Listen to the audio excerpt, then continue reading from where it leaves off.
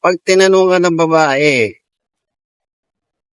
ano na asawa mo, pinapili ka, kunwari daw, nasa isang balsa sila ng magulang mo. Sinong pipiliin mo? May salba. Umulubog daw ang bangka. Sino daw pipiliin mo? Kanilang dalawan. Anay na. Ang sagot ko lang dyan, sinabi niya kunwari. Kunwari lang naman yan. At ko sasagutin. Tapos pag sinabi niyang totohanin,